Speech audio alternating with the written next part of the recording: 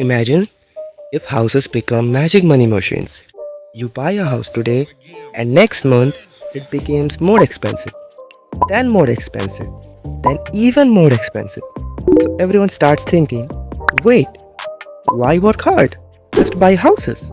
Suddenly, teachers buy houses, taxi drivers buy houses, students want houses, even people with no money buy houses. Because everyone believes one thing: house prices never go down.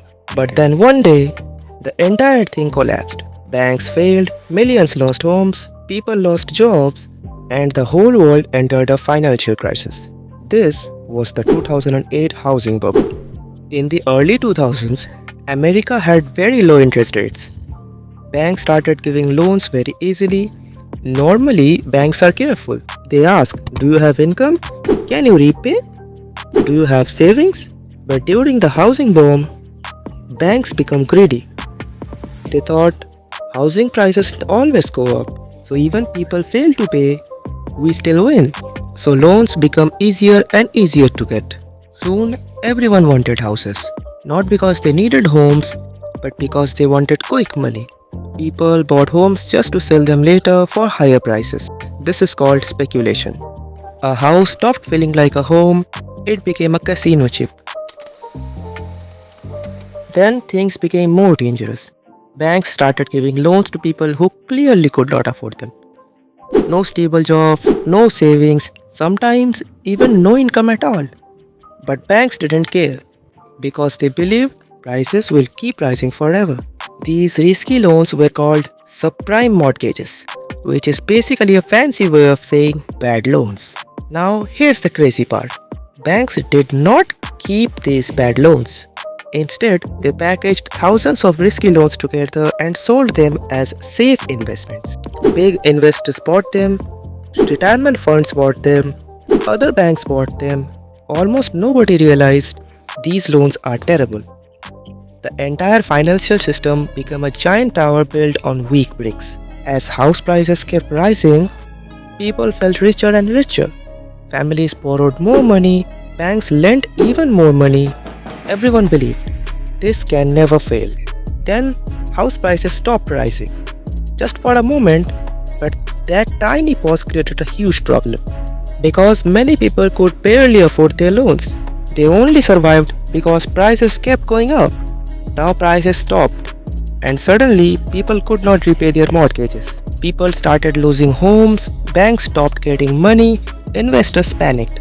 The so called safe investments were suddenly worthless, and fear spread everywhere. Stock markets crashed, banks collapsed, companies fired workers, millions jobs lost.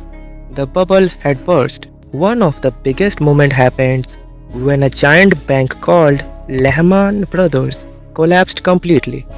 That's when the world realized this is not just a housing problem, this is a global financial crisis. In the year 2008, housing bubble teaches one simple lesson. If everyone believes prices can go up forever, a bubble is probably forming. The problem was never houses, the problem was greed, easy money, and blind confidence. Because bubbles are not built with money, they are built with human emotions: fear, greed, and the belief that this time is different, but it almost never is. And the scary part? Bubble still happens today. Crypto, NFTs, AI stocks, history keeps repeating itself. So the next time everyone says you can't lose money, be careful, because that's usually how bubbles begin. And honestly, the 2008 housing bubble was basically like giving giant expensive houses to people using money they never really had. Now imagine this: a kid wants to buy a huge chocolate cake, but he only has money for one small cookie. And instead of saying, maybe you shouldn't buy the cake, the bank says, nah, take the cake anyway. Now imagine doing that millions of times. That was basically the housing market in 2008. But anyway, if you enjoyed watching this video, then please hit a like.